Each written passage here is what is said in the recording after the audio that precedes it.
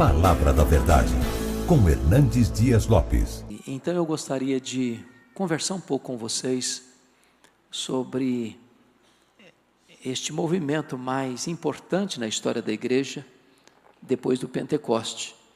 E gostaria de olhar a história, sobretudo a partir do Novo Testamento, passando pela Reforma, chegando nos nossos dias e ver quais são as implicações desta grande obra de Deus na história. Convido você para abrir comigo a sua Bíblia, no Salmo 44, no versículo 1. Salmo 44, versículo 1. E esse texto diz o seguinte: Ouvimos, ó Deus, com os próprios ouvidos, nossos pais nos têm contado o que outrora fizeste em seus dias. O contexto aqui é que os pais contam para os filhos o que Deus fez nos seus dias. E isso implica em dizer o seguinte: nós temos que aprender com aqueles que viveram antes de nós, porque a história deve ser nossa pedagoga, porque se ela não o for, ela será nossa coveira. Porque se nós não aprendermos com o passado, repetiremos os seus erros e não aprenderemos os seus acertos. Eu queria começar então essa palavra com vocês a partir do livro de história da Bíblia, o livro de Atos.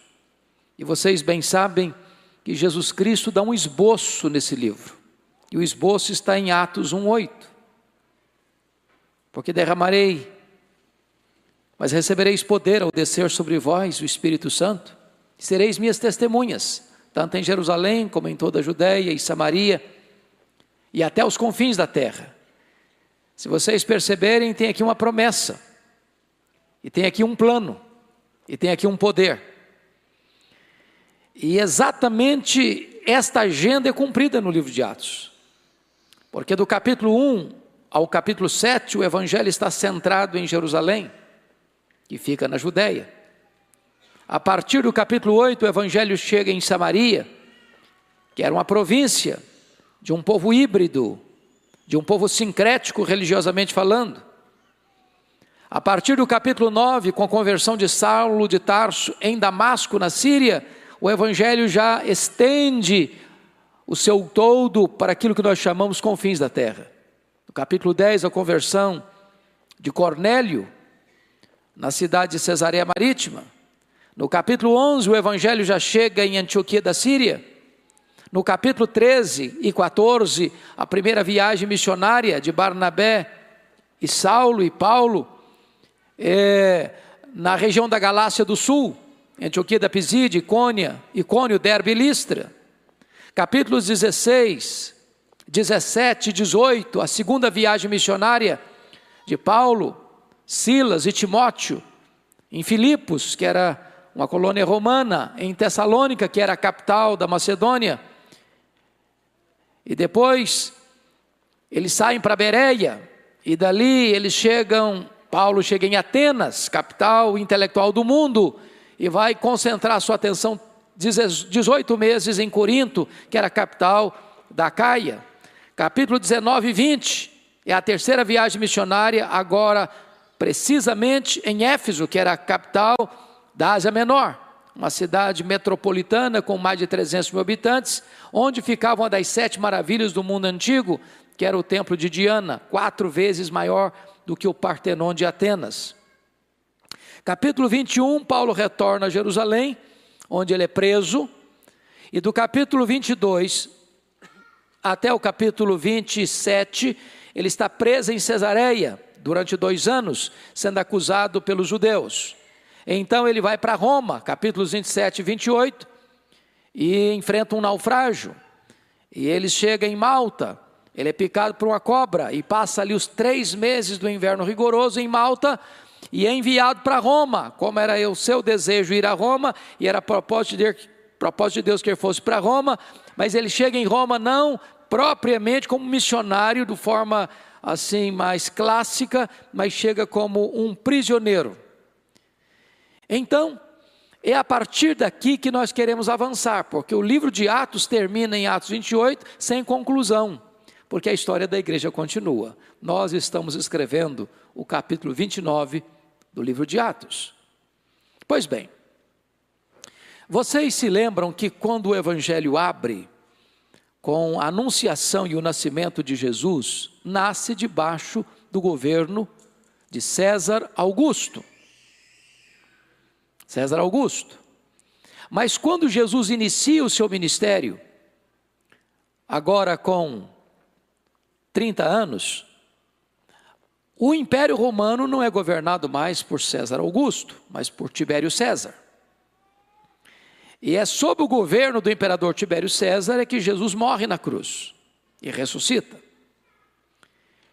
E depois ele é substituído por Cláudio, e depois ele é substituído por Calígula, e depois vem Nero. E Nero assume o governo com 17 anos de idade, no ano 54 da era cristã. Nero era um homem perverso, Nero era um homem cruel, Nero era um homem devasso. Nero era um homem que mandou matar membros da sua família, inclusive a sua própria mãe. Ele começa a reinar em 54. 10 anos depois que ele está governando, precisamente no dia 17 de julho do ano 64, acontece no Império o maior crime, talvez da história do Império. A capital do Império, a cidade de Roma, a maior cidade do mundo da época, é incendiada. E diz os historiadores que pelo próprio imperador, que assiste o espetáculo das chamas do alto de uma torre, a Torre Mecenas, vestido de ator, tangendo a sua lira. E este incêndio dura 7 noites e 6 dias, de 17 de julho a 24 de julho. Quando o incêndio termina, a cidade está destruída, 70% da cidade destruída. Dos 14 bairros, 10 deles foram devastados. Os 4 bairros restantes, densamente povoados por judeus e cristãos, dão a Nero um álibi para botar a culpa do incêndio de Roma nos crentes. Então começa um massacre contra os crentes. Para vocês terem uma ideia, faltou madeira para fazer cruz, tamanha quantidade de crentes que foram crucificados. Os crentes eram cobertos de piche, amarrados nos postes e queimados vivos para iluminar as noites de Roma. Se vocês perceberem, no ano 66, 2 anos depois desse fato, explode uma rebelião dos judeus em Israel, maiormente em Cesareia Marítima, porque uma sinagoga judaica fora profanada. E vocês conhecem um pouquinho dessa história, lembram-se que os zelotes, e Jesus tinha um apóstolo que era zelote, Simão o Zelote, fazia parte de um partido, de um grupo religioso radical, de extrema direita da época, que não tolerava o governo de Roma em Israel. E então, diante desta profanação da sinagoga, eles se rebelaram contra Roma. E Roma manda para lá o general Tito, para tentar controlar esse motim. 2 anos depois, ano 68, Nero está numa situação insustentável com o Senado romano. E Nero é deposto pelo Senado romano. E ele comete suicídio. 2 anos depois, no ano 70, a rebelião em Israel já tem proporções gigantescas. E então, cumprindo uma profecia de Jesus, no Sermão do Monte, ou melhor, no Monte das Oliveiras, de que o templo tão belo, tão majestoso, seria destruído e não ficaria pedra sobre pedra, Tito Vespasiano cerca a cidade de Jerusalém no ano 70. Quando a cidade não tinha mais capacidade de resistência, ele invade a cidade, ele destrói a cidade, ele queima o templo, ele arrasa com tudo, não fica pedra sobre pedra. E os judeus, e também cristãos, são passados ao fio da espada, e são dispersos pelo mundo, na maior dispersão, na maior diáspora de todos os tempos, desde o ano 70 até 14 de maio de 1948, quando Israel retorna ao seu território. Nesse mesmo ano 70, o imperador Vespasiano inaugura em Roma o Coliseu, uma arena e um anfiteatro de morte.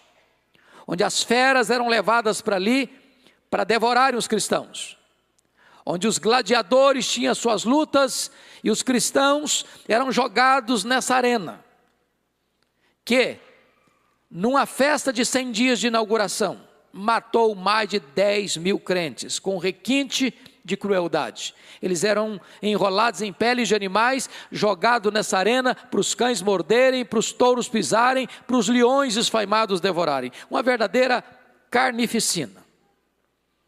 Chega o ano 81 da era cristã e assume o governo de Roma Domiciano. Esse imperador é chamado de o segundo Nero, por causa da crueldade com que ele atacou o cristianismo. Foi este também o primeiro imperador a arrogar para si o título de Senhor e Deus. Foi este imperador que deporta o apóstolo João, então pastor da igreja de Éfeso, para a ilha do Mar Egeu, a ilha de Patmos, que era uma colônia penal de 32 quilômetros quadrados. E certamente vocês devem saber disso, que quando João é deportado, todos os outros apóstolos de Jesus já estavam mortos e mortos pelo viés do martírio. João era o último representante do grupo apostólico, vivo. E a intenção de Domiciano era calar a sua voz e fechar-lhe todas as portas da terra. Mas diz Apocalipse capítulo 1, versículo 9, que João foi para aquela ilha, não por um decreto de Domiciano, mas foi por causa da palavra de Deus e do testemunho do Senhor Jesus Cristo. Quando o imperador romano fecha-lhe todas as portas da terra, diz a Bíblia em Apocalipse capítulo 4, versículo 1, que Deus abriu-lhe uma porta no céu e disse: sobe para aqui e eu te mostrarei as coisas que devem acontecer. Meus irmãos, a partir daí, o cristianismo enfrenta agruras terríveis, porque os demais imperadores que vieram não pouparam a igreja. Foram tempos crudelíssimos, de massacre, de tortura, de martírio. Vem Marco Aurélio, vem Sétimo Severo, vem Décio, vem Diocleciano. E na medida que os anos passam e que os séculos avançam, a perseguição torna-se mais ampla e mais profunda. Quando a igreja estava esmagada e massacrada e tanto sangue vertido, um fato acontece: quanto mais sangue derramado, mais a igreja cresce. A ponto de um dos pais da igreja, Tertuliano, afirmar que o sangue dos mártires tornou-se o adubo ou a sementeira para o crescimento do evangelho. Até que chega o ano 311, e Constantino tem uma visão de uma cruz no céu, e ele está enfrentando uma batalha, e nessa visão ele diz: com este sinal vencerás. E ele vence essa guerra, ele vence essa batalha, e então no ano 313, com o Edito de Milão, cessa a perseguição do Império Romano contra os cristãos, e logo em seguida o cristianismo, até então massacrado, é declarado religião oficial do Império Romano. Tem aqui uma coisa maravilhosa. E que coisa maravilhosa é essa? É que os cristãos que eram massacrados, que eram torturados, que eram mortos, agora têm plena liberdade. Eles podem ir e vir, eles podem se reunir publicamente. Agora eles que reuniam-se nas catacumbas de Roma, têm seus templos construídos pelo próprio império. Suas propriedades confiscadas são devolvidas.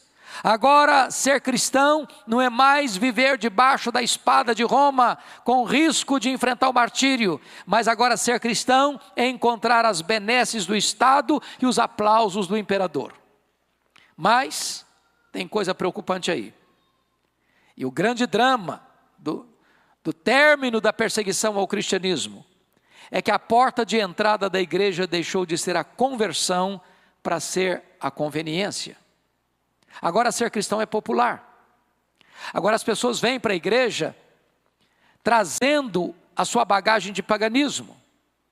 Não tardou para que a igreja fosse fermentada pelo levedo da idolatria, de todas as heresias que estavam presentes no panteão de deuses e do politeísmo romano. Então, o que acontece? A igreja começa a se paganizar. Para que você possa alcançar melhor e de forma mais didática a minha fala, eu gostaria de dividir a história por seções. Então vejamos, do primeiro ao quinto século, nós temos o período que chamamos de patrística, ou período dos pais da igreja, o período da patrologia. Nesse período, uma questão básica tomou conta da igreja, que foi a definição da doutrina da cristologia, da pessoa de Cristo. Por que razão eu digo isso? Porque vocês se lembram que já nas cartas de Paulo e nas epístolas de João, havia uma heresia que estava começando, florescendo no mundo e que ataca terrivelmente a igreja e que quase devasta a igreja no segundo e no terceiro século. E essa heresia chamava-se gnosticismo. E o que era o gnosticismo? Era um concubinato entre a fé judaica e a filosofia grega. Vocês bem sabem que os gregos acreditavam na imortalidade da alma, mas não acreditavam na ressurreição do corpo. Porque os gregos eram dualistas, eles acreditavam que a matéria era essencialmente má e que o espírito era essencialmente bom. Com isso, os gregos negavam 3 doutrinas essenciais do cristianismo: negavam a criação, negavam a encarnação e negavam a ressurreição do corpo.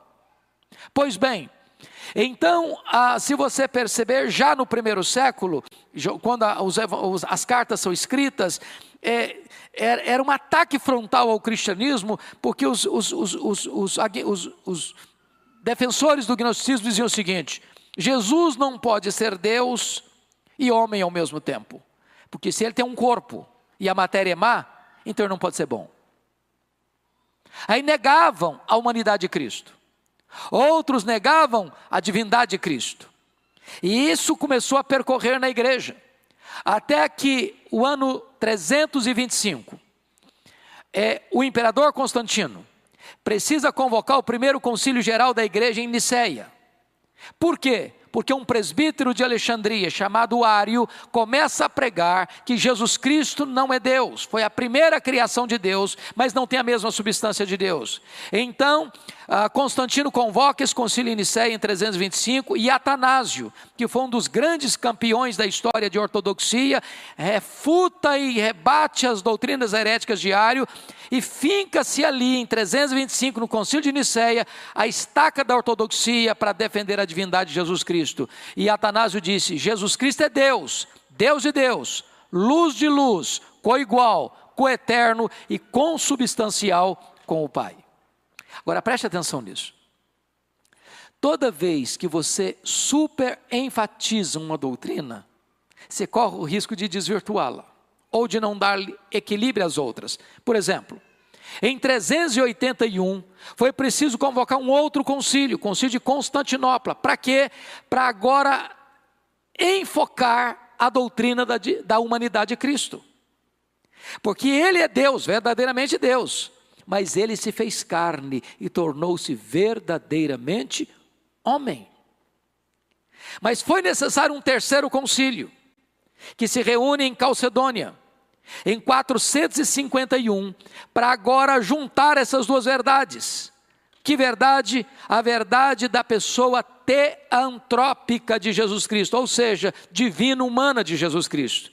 Ele é homem, Ele é Deus e Ele é homem. Ele é uma só pessoa, mas tem duas naturezas distintas. Não deixou de ser Deus ao se fazer homem, e ao retornar para o céu, não deixou de ser homem por ser Deus. Esta é a verdade gloriosa. Pois bem, vamos agora para um segundo período da história da igreja, que é do 5º século ao 15º século. Esse período nós chamamos de escolástica, ou Idade Média, ou Idade das Trevas. Então preste bem atenção num fato curioso. Com a rápida paganização da igreja, como disse para vocês, a partir do momento que o cristianismo foi declarado religião oficial do Império Romano, começa a disputa de poder dos bispos das 5 principais cidades do mundo. Que cidades? Roma no Ocidente, Constantinopla no Oriente, Alexandria do Egito, que era a 2ª maior cidade do mundo, Antioquia da Síria, que era a 3ª maior cidade do mundo, e Jerusalém. Pois bem, no ano 604, o imperador romano Focas nomeia Nicolau I, bispo de Roma, como bispo universal da igreja.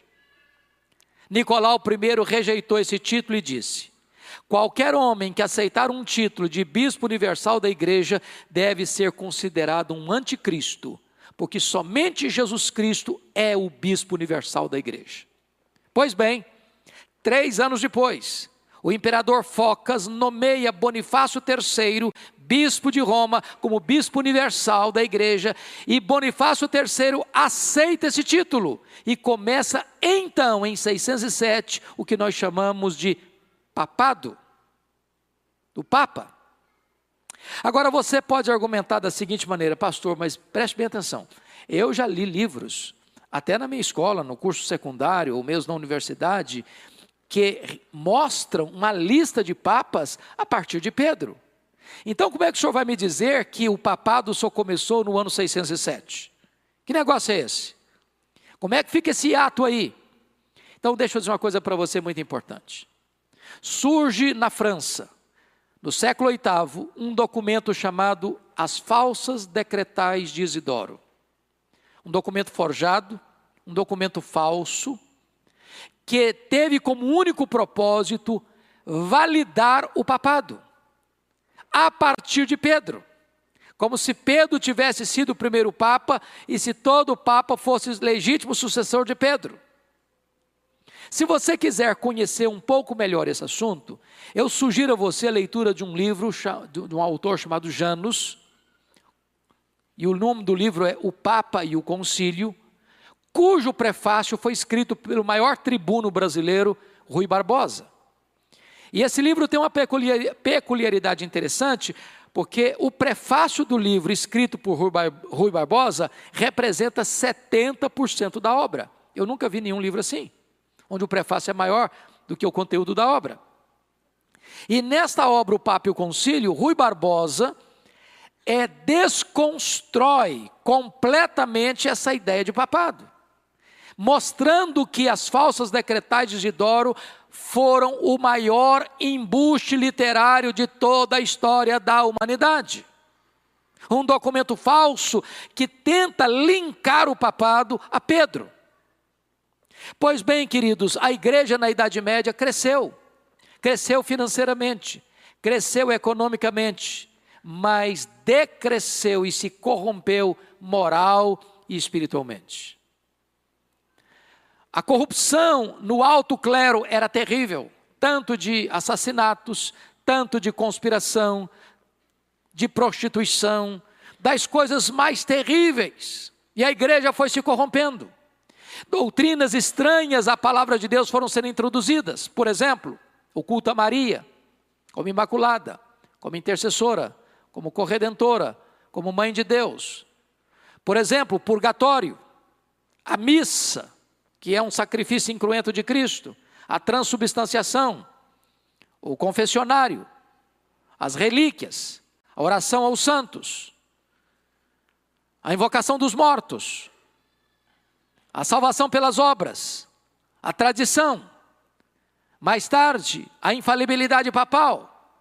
E todas essas doutrinas que não têm qualquer amparo nas Escrituras foram sendo introduzidas na igreja, e a igreja perdeu por completo a sua fidelidade às Escrituras. Então era necessária uma reforma, e é muito importante que se diga que Deus nunca deixou de ter uma lâmpada acesa na história, um remanescente fiel.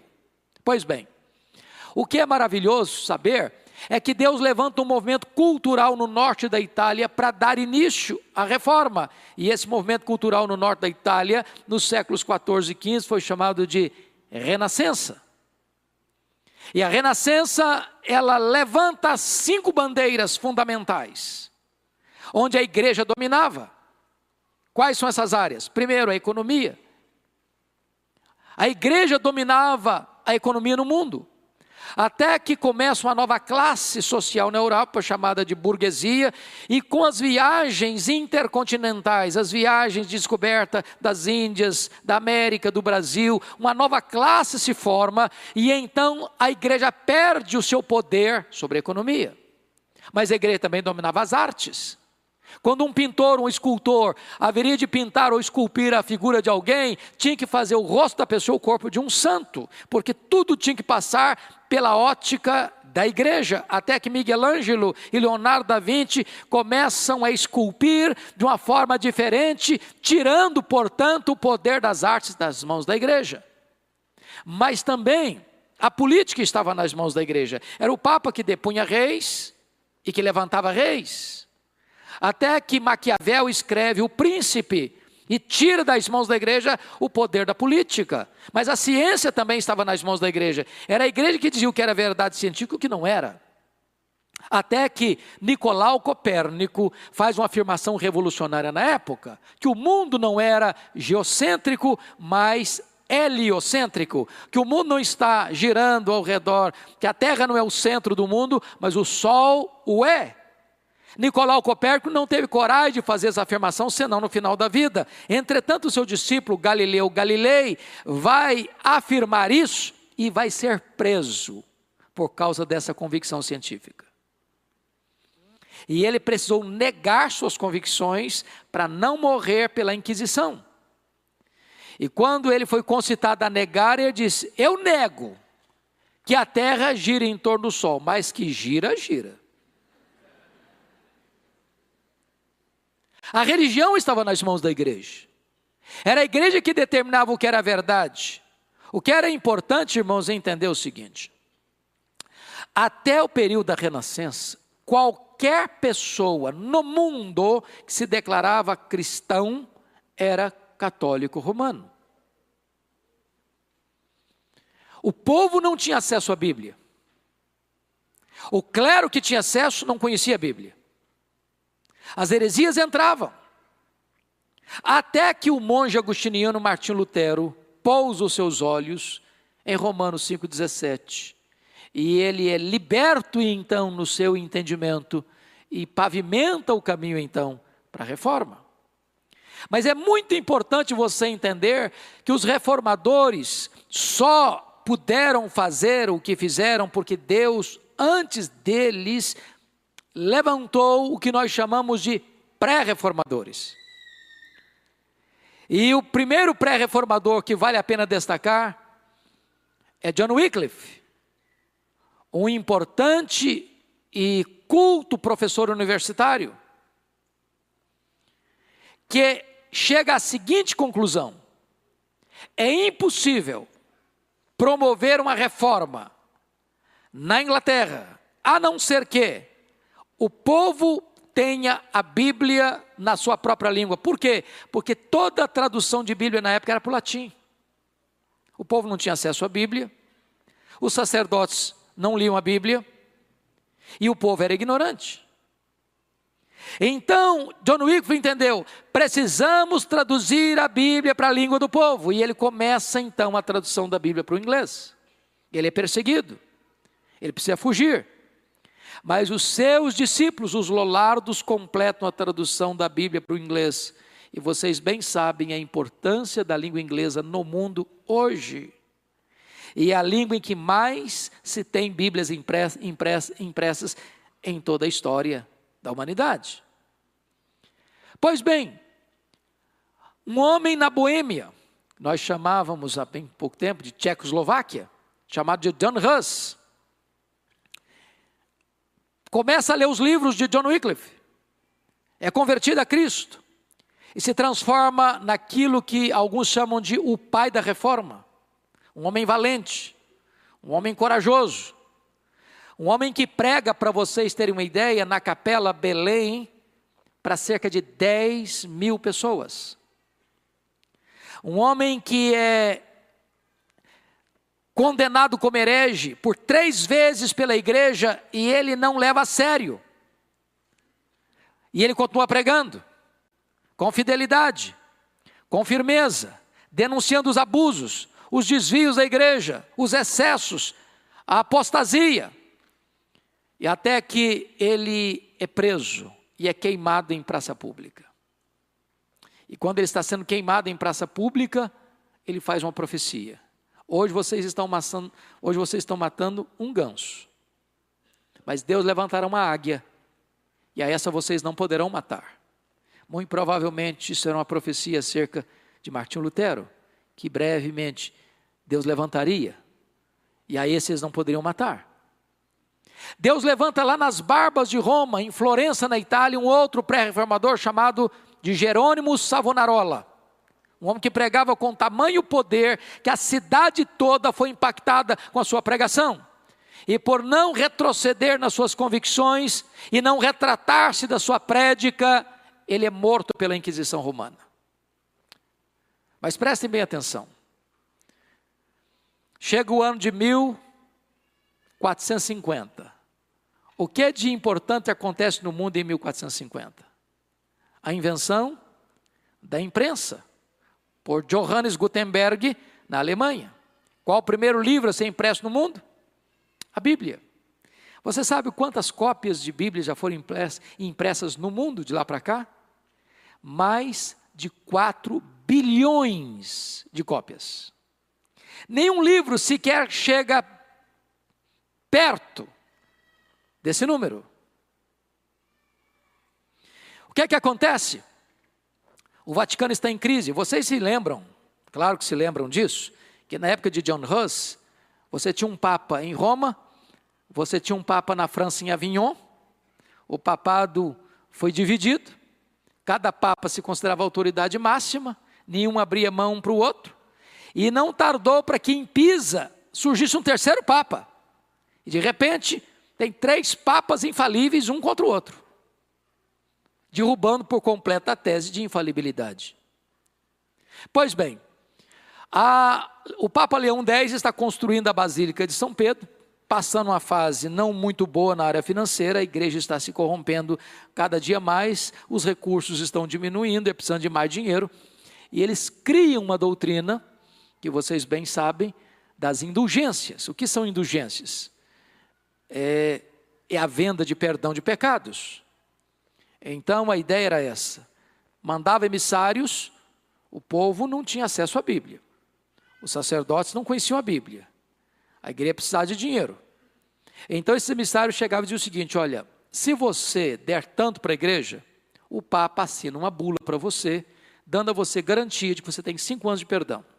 Se o dinheiro fosse um pouquinho melhor, 10 anos de perdão.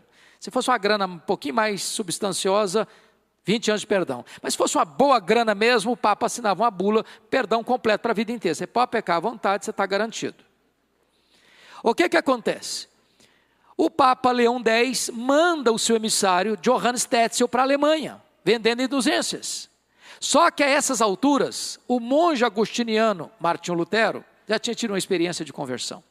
Já era um professor universitário, já era um grande pregador, já conhecia firmemente a doutrina da justificação pela fé. E quando então Johannes Tetzel sai para a Alemanha pregando as indulgências, Martinho Lutero, estrategicamente, no dia 31 de outubro de 1517, vai fixar nas portas da igreja de Wittenberg as 95 teses contra as indulgências. Estava deflagrado aí o movimento da reforma do século XVI. E o que é curioso, meus irmãos, que não foi fácil não. Não foi fácil não. Porque vocês bem se lembram, na dieta de Worms, em 1521, quando as autoridades políticas, civis, militares e religiosas se reúnem naquela dieta. E o propósito ali é que Martinho Lutero se retratasse das obras escritas. Os livros dele estavam lá. Todo o aparato do poder da época estava lá. E diz a história que quando levaram Lutero, naquele momento perguntaram: você, Lutero, está disposto a se retratar do que você escreveu, do que você pregou até aqui? As suas obras estão aí. Diz os historiadores que ele pediu aquela noite para pensar. A luta terrível. Dizem alguns historiadores que a batalha espiritual foi tamanha naquela noite, que Satanás parecia que apareceu para ele visivelmente, a ponto de pegar o tinteiro e jogar na parede. Quando o dia amanheceu, a dieta se compôs e perguntaram para ele: Lutero, você está disposto a se retratar das obras que você escreveu? Então ele respondeu: eu não posso me retratar. Eu não posso me retratar.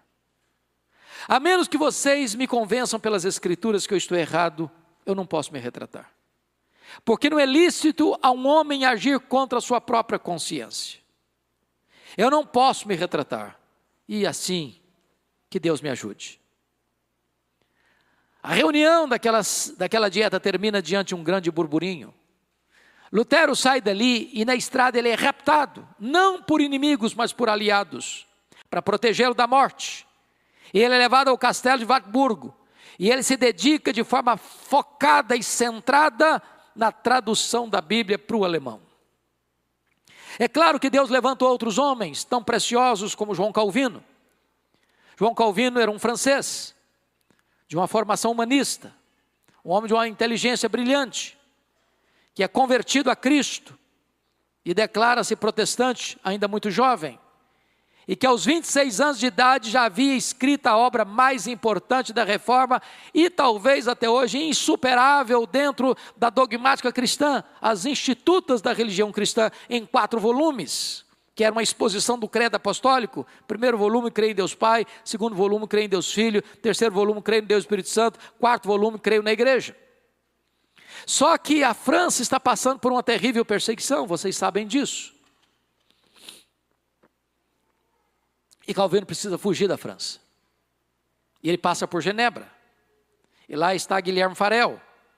E Farel diz: Calvino, eu preciso da sua ajuda. Ele diz: eu não posso ficar. Mas você precisa me ajudar. Eu não vou ficar. Mas você tem que ficar. Mas eu não vou ficar. E Farel diz: então eu vou fazer uma oração imprecatória para Deus amaldiçoar a sua vida. Aí o Calvino diz: então eu fico. Aí ficou. Ele ficou. Só que logo em seguida, Genebra não estava preparada para a sua pregação. Expulsaram Calvino e Guilherme Farel de Genebra. Ele vai para Estrasburgo e fica lá durante 3 anos, pregando. A cidade de Genebra se corrompe profundamente. E em 1541, eles rogam a Calvino para voltar. E ele faz exigências para voltar, aceitam as exigências dele. E ele, que era um pregador expositivo, que pregava a Bíblia livro por livro, capítulo por capítulo, versículo por versículo, 3 anos depois, ao retornar, ele chega para a igreja e pergunta: onde é que nós paramos mesmo? E ele retoma exatamente onde pararam há 3 anos e continua pregando. E prega ali até a sua morte em 1564.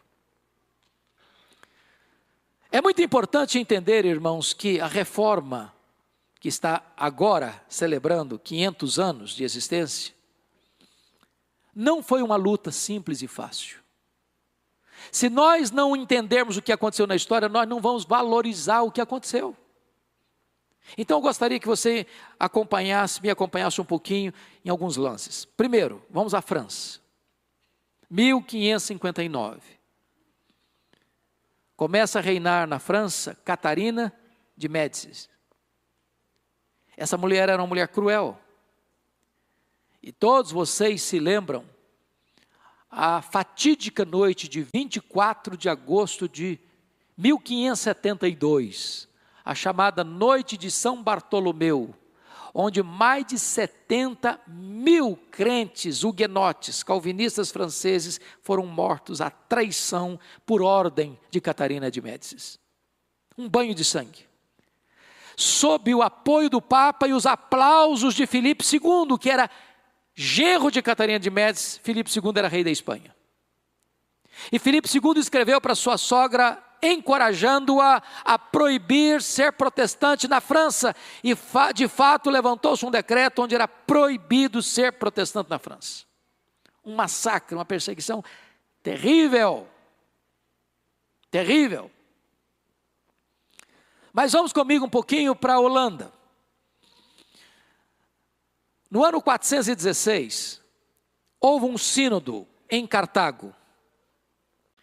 E naquela época, Pelágio começa a pregar que a queda lá de Adão e Eva não atingiu o ser humano por completo. E que o homem hoje, naquela época, claro, era tão livre quanto Adão o era antes da queda. Que o homem tem total livre-arbítrio. É que o homem que escolhe. Que o homem não foi atingido por aquilo que nós chamamos hoje, mais tarde, de depravação total. Então se levanta Agostinho de Hipona e derrota as teses de Pelágio, mostrando o seguinte, que nenhum homem pode ser salvo a não ser pela graça de Deus. Que o homem é pecador, que o homem está morto dos seus delitos e pecados, e que a não ser que o Espírito Santo opere nele o arrependimento, ele não pode ser salvo. Pois bem, o pelagianismo de 416 que Agostinho de Hipona derrotou lá no Sínodo de Cartago, está de volta na Holanda. E então, um outro sínodo precisa ser convocado, o Sínodo de Dort, 1618, 1619, na Holanda. E é nesse sínodo que nós cunhamos aquilo que nós chamamos de os 5 pontos do calvinismo: depravação total, eleição incondicional, expiação limitada, graça irresistível e perseverança dos santos. Mas vão comigo um pouquinho só para a Inglaterra. Eu acho que aqui tem uma história que está mais ligada a nós. Vocês se lembram que em 1534, o rei Henrique VIII rompeu com o catolicismo. E rompeu com o catolicismo não por convicção doutrinária, mas por conveniência pessoal. Por quê?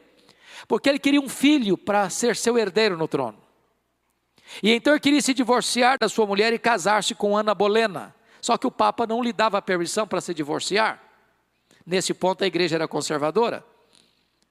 E então o rei rompe com o Papa, cria uma nova igreja na Inglaterra, a igreja anglicana, e ele passa a ser chefe da igreja e chefe de Estado.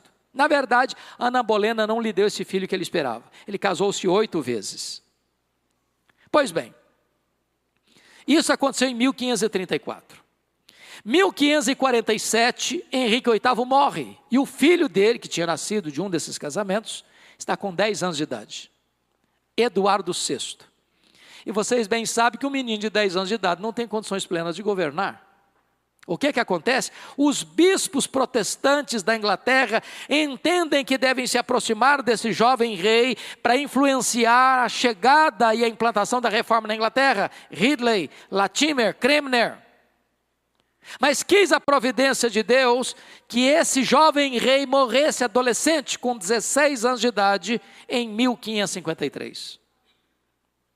Com a morte dele, quem vai governar a Inglaterra? A irmã dele, Maria Tudor. E Maria Tudor foi chamada de Maria Sanguinária, perversa, cruel.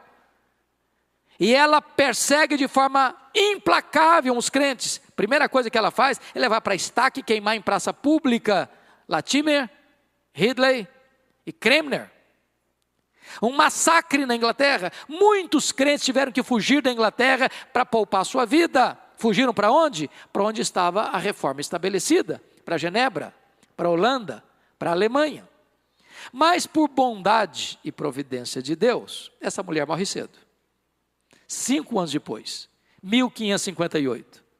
Com a morte de Maria Tudor, quem vai assumir o governo da Inglaterra? A sua irmã, Elizabeth, que você já deve ter visto algum filme dela na vida.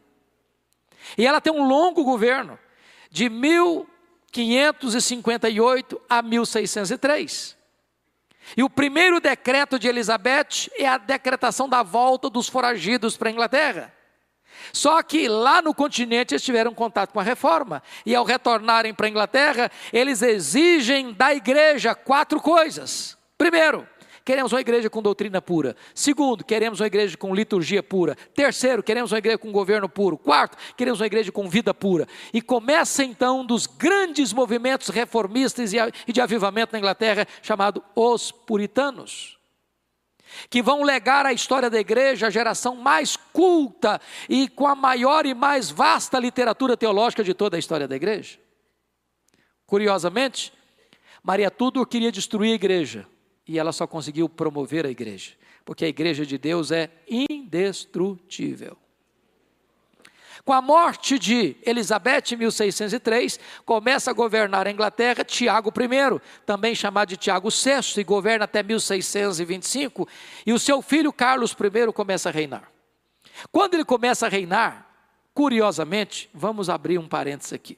Esteve com Calvino lá em Genebra, um homem que é chamado de o pai do presbiterianismo. Como é que chamava esse homem? John Knox. John Knox. Ele foge da Escócia, porque a Escócia e a Inglaterra estão ligadas. Com a perseguição de Maria Tudor, ele foge para lá. O que acontece? Ele fica com Calvino.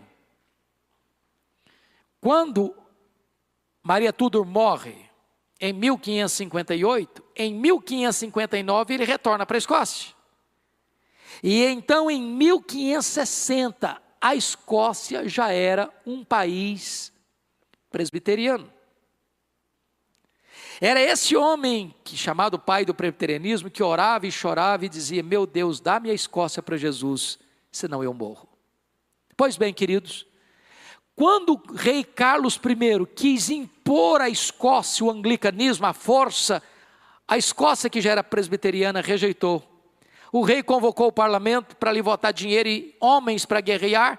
O parlamento de maioria puritana não atendeu ao rei, maioria puritana. O rei cancelou aquelas eleições, convoca novas eleições, maioria puritana ainda. E então começa uma guerra civil na Inglaterra. O exército do rei, o exército do parlamento, comandada por Oliver Cromwell.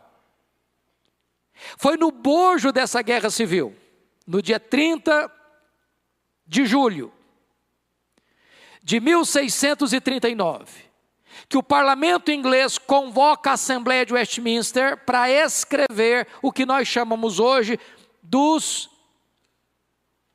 elementos de fé, dos símbolos de fé da igreja presbiteriana. Quais sejam?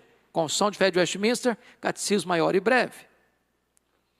E esta é uma longa reunião que dura praticamente 7 anos, com mais de 150 teólogos de cepa, de gente de grande envergadura, para escrever um documento que nós lemos em algumas horas.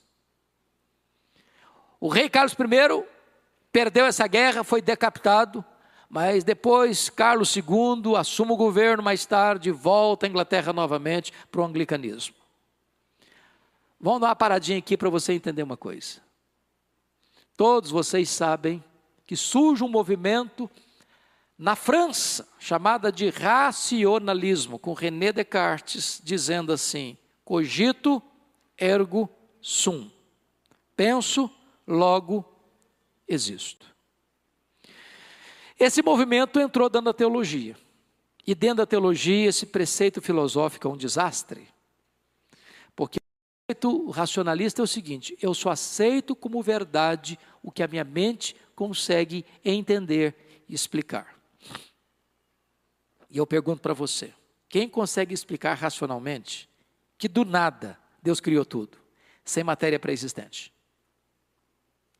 Quem consegue explicar racionalmente que Deus, sendo transcendente, maior do que tudo quanto Ele criou, se esvaziou e se tornou um zigoto,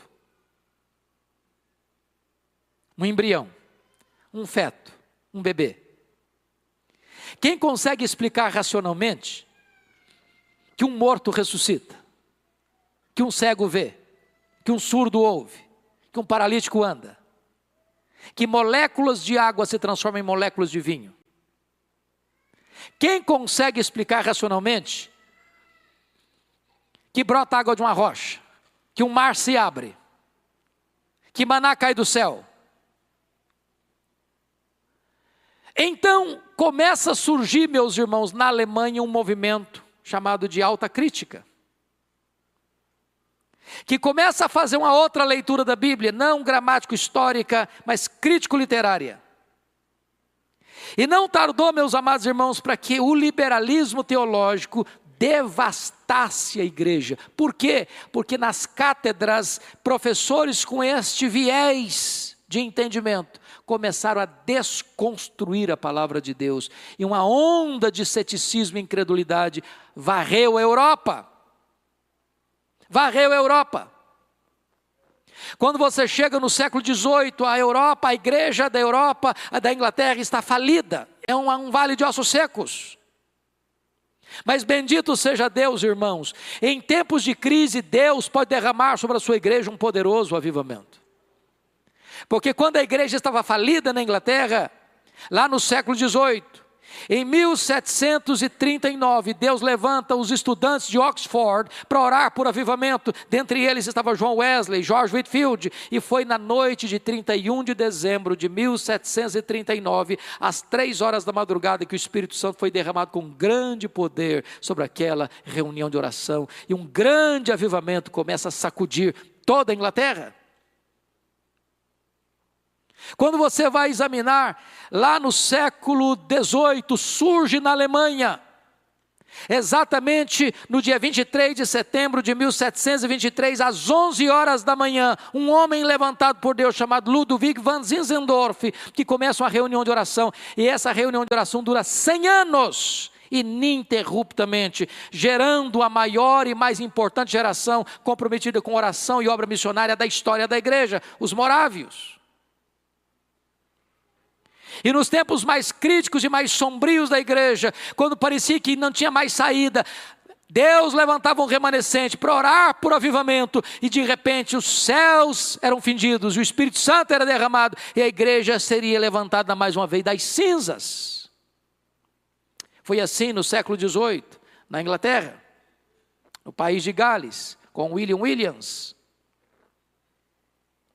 Foi assim no século XIX, nos Estados Unidos e na Escócia.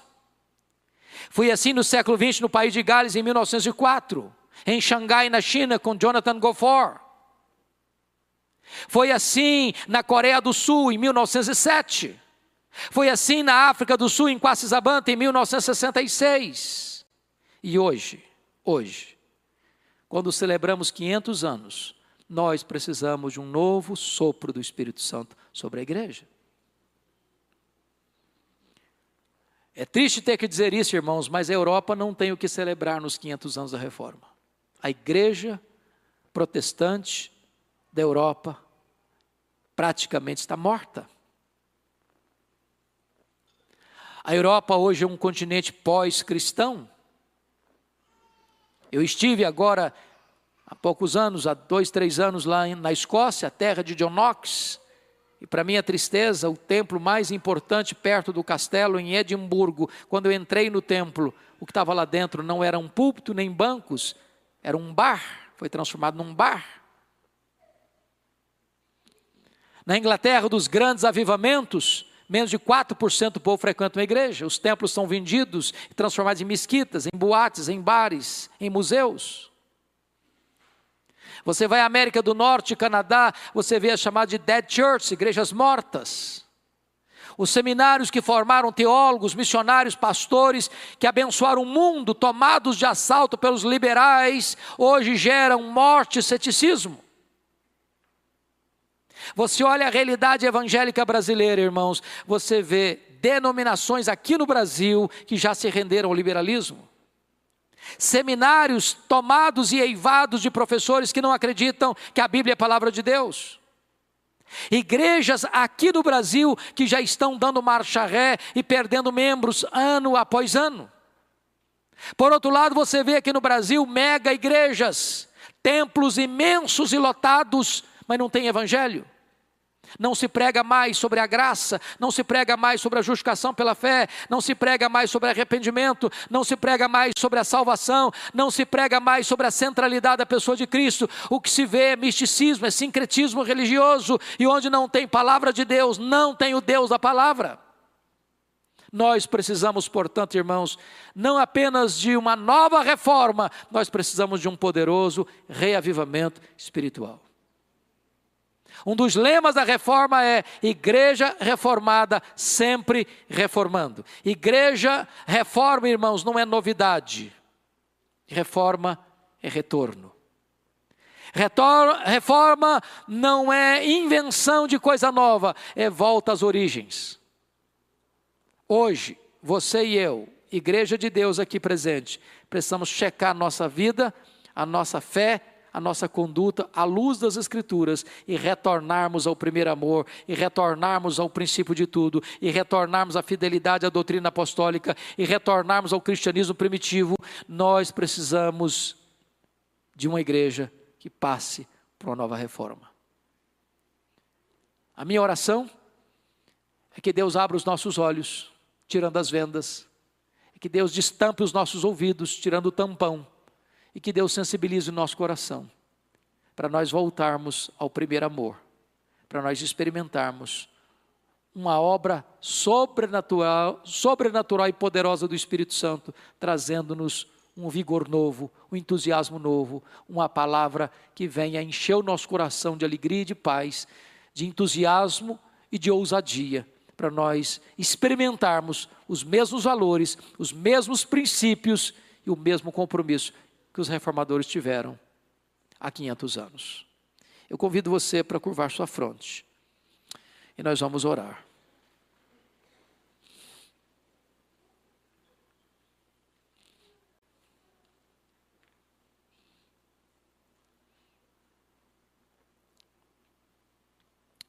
Eu estava pregando em Belo Horizonte há alguns anos. E uma jovem me disse assim: pastor, eu estou saindo da igreja. E eu disse: por quê, filha? E ela me respondeu: eu quero uma igreja que empolgue o meu coração. Eu quero uma igreja que tenha uma história digna de ser contada. E eu perguntei para ela: você conhece a história da igreja, minha filha? E ela disse: não. Eu disse: então senta aí que eu vou contar um pouquinho para você. Eu conversei com aquela moça mais de 2 horas. Quando eu terminei, aquela moça estava chorando. E ela me disse uma frase que eu nunca esqueci. E a frase foi essa: pastor, nós não podemos amar o que nós não conhecemos. Muitas vezes, meus irmãos, nós não valorizamos a reforma porque nós não sabemos quanto sangue foi derramado, quantos irmãos nossos foram queimados vivos, quantos tiveram que fugir, sofrendo maus tratos em prisões imundas, quantos que tiveram que ser apartados de sua família, vivendo no exílio, por causa da sua fé, para nos legar o Evangelho. Que Deus nos ajude a entender isso, para que nós possamos contar para os nossos filhos, para os nossos netos, para as futuras gerações o que Deus tem feito na nossa geração, para que nós passemos o bastão do Evangelho para as futuras gerações. Senhor Deus, bendito é o teu nome, porque nesta noite tu trouxeste cada um de nós aqui, para nós recordarmos esses lances da história, que são intervenções tuas na história. Glória ao teu nome, porque sempre tu tiveste um remanescente fiel.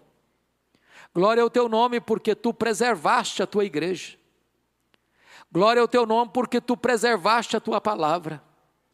Glória ao teu nome, porque tu preservaste, Deus, a sã doutrina. Glória ao teu nome, porque hoje podemos reconhecer que este legado que recebemos, embora tenha custado um alto preço, esta palavra chegou até nós. E permita, Deus, que esta palavra esteja arraigada em nosso coração, que nós tenhamos pressa e entusiasmo para transmitir para as futuras gerações aquilo que nós aprendemos. Que seja assim, Senhor, para que a igreja seja fortalecida, para que o teu nome seja honrado, para que os pecadores se convertam a ti. Em nome de Jesus. Amém.